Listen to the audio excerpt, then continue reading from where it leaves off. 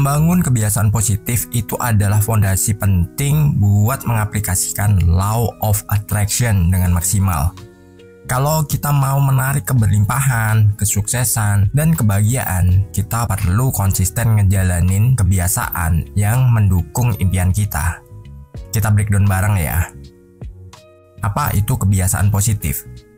Kebiasaan positif adalah perilaku atau aktivitas yang kita lakukan secara konsisten dan memberikan dampak positif buat hidup kita. Bisa berupa pola pikir, tindakan, atau bahkan cara kita bereaksi terhadap sesuatu. Intinya, kebiasaan positif yang konsisten akan meningkatkan frekuensi energi kita dan mempercepat manifestasi yang kita inginkan. Jadi setelah kita melakukan afirmasi, setelah kita melakukan visualisasi dan lain-lainnya, itu akan berdampak kepada kebiasaan kita. Jadi mungkin cara bicara kita, terus bagaimana interaksi kita dengan orang lain atau tindakan kita. Dari situ itulah yang bisa mempercepat apa yang menjadi manifestasi dalam hidup kita. Misalkan contohnya, Anda pengen nih memiliki nilai uang tertentu. Ya biasakan Anda punya kebiasaan yang itu mencerminkan hal positif, seolah-olah Anda sudah memilikinya. Meskipun gak harus kita sombongkan kepada siapa-siapa, kita gak perlu pamer kepada siapa-siapa. Karena apa? Itu baru sebuah manifestasi. Karena kalau orang lain nanti tahu dan dia gak suka, atau dia itu gak percaya dengan yang namanya Law of Attraction, atau gak yakin bahwa Anda bisa, maka ya orang tersebut justru akan mematahkan dan itu akan menjadikan blocking bagi Anda sendiri. Nah itu bahaya ya. Jadi biasakan aja, meskipun itu hanya kita lakukan kepada diri kita sendiri. Kenapa kebiasaan positif penting dalam Law of Attraction? Pertama, membentuk pola pikir yang mendukung tujuan kita. Pikiran positif dan produktif bikin kita jadi magnet keberlimpahan. Apalagi ketika kita menginginkan nilai uang tertentu, maka itu yang akan jadi magnet yang bisa menarik apa yang kita inginkan, terutama nilai uang yang menjadi impian kita. Kedua, meningkatkan fokus dan konsistensi. Dengan kebiasaan positif, kita lebih fokus pada tujuan dan konsisten mengambil tindakan yang mendukung impian kita. Jadi kita akan lebih fokus ya, kita akan lebih menikmati apa yang kita jalankan. Kita akan konsisten dan kita nggak akan terpengaruh dengan orang lain, mungkin dengan lingkungan kita. Meskipun ketika Anda menjalankan sesuatu, itu secara diam-diam, dalam artian diam-diam adalah hal yang positif ya, bukan diam-diam terus merugikan orang lain, bukan seperti itu.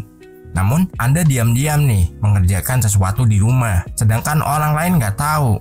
Dan tiba-tiba Anda mendapatkan peluang yang sangat besar, dan dari situ Anda bisa mendapatkan nilai uang yang sangat luar biasa, dan itu bisa menjadikan hidup Anda berubah. Mungkin persepsi orang Anda dipikirnya nganggur. Walah, pengangguran kok bisa beli mobil bagus.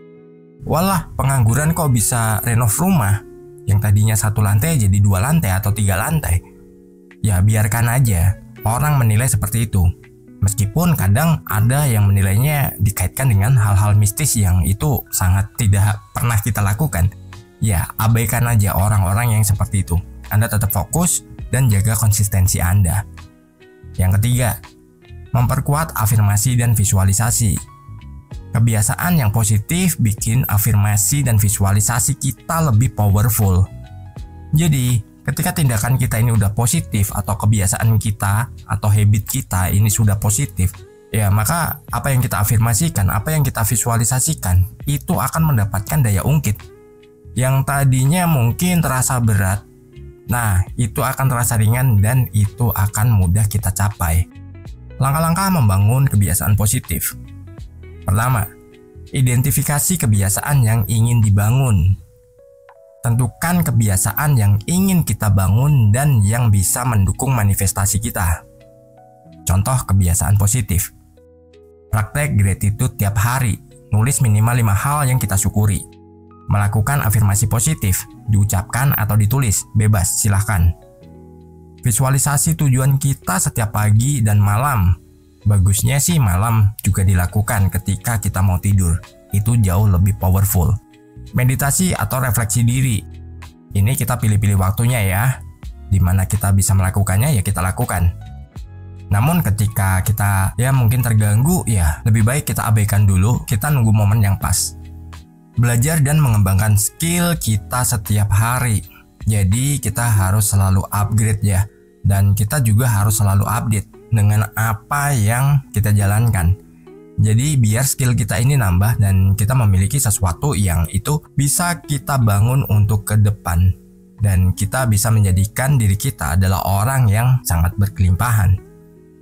Kedua, mulai dengan kebiasaan kecil dan konsisten. Jangan terlalu banyak bikin kebiasaan baru sekaligus. Fokus dulu sama 1 atau 2 kebiasaan kecil.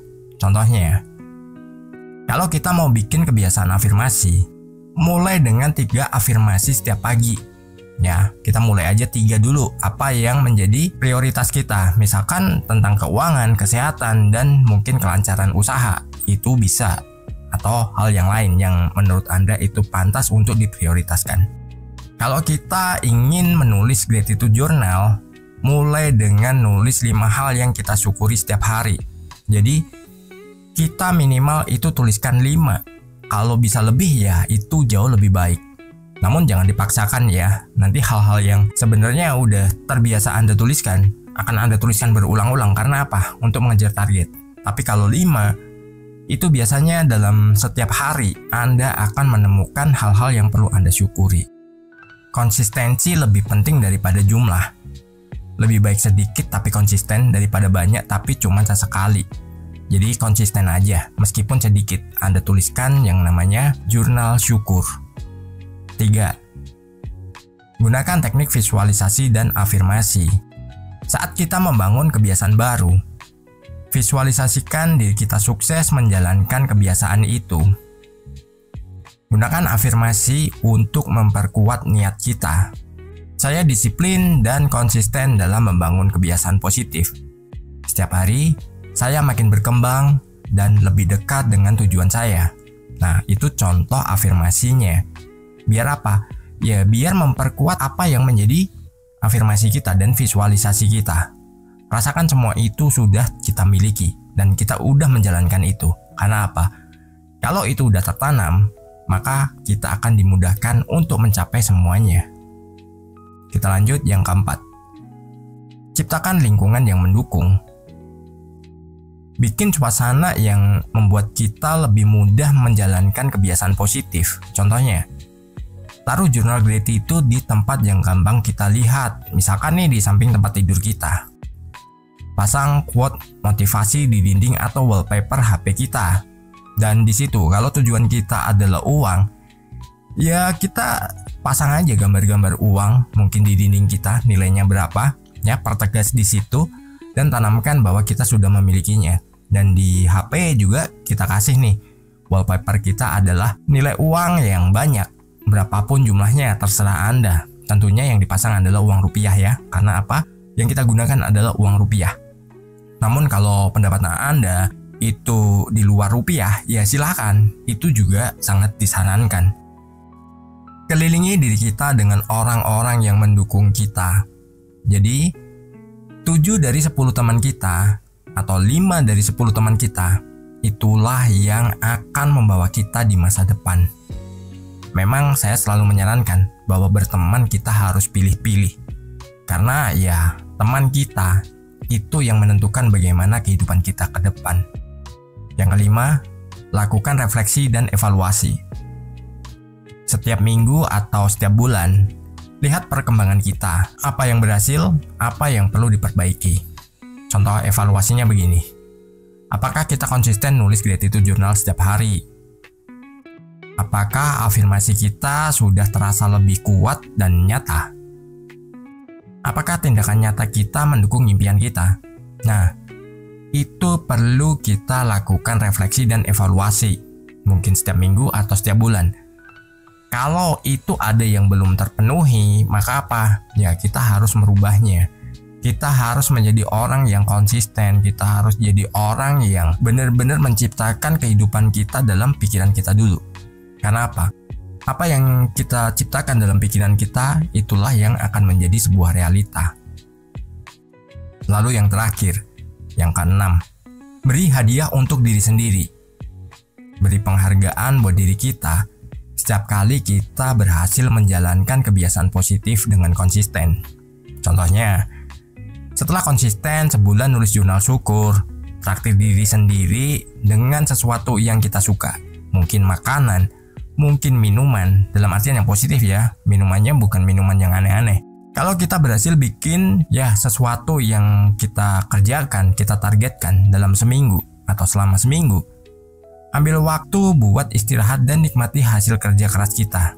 Jadi, ketika kita sudah mencapai sesuatu, target kita mingguan, nanti kita harus paling nggak itu 1 hari untuk menjalankan apa yang membuat kita ini fresh. Karena apa? Biar kita punya tenaga lagi.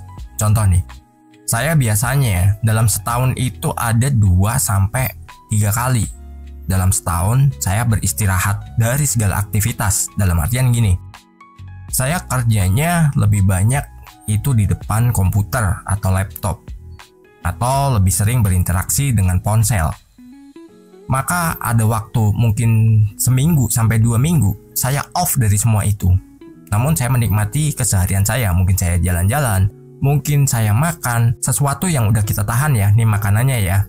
Misalkan nih, wah lagi pengen tengkleng kambing nih yang dimasak rica, udah punya langganan khusus.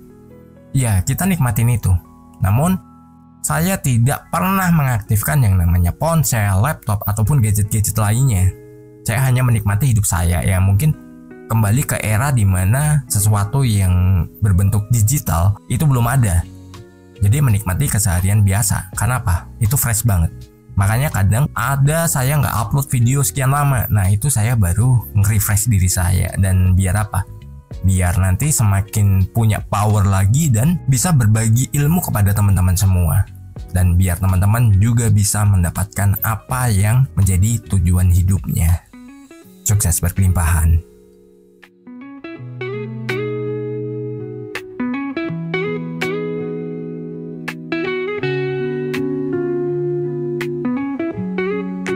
Di layar kecil ku temukan channel yang beri harapan. Hai Albert, kau menyapaku dengan cinta dan pesanmu tentang cara menarik semesta dengan hati dan pikiran terbuka. Kau ajarkan hukum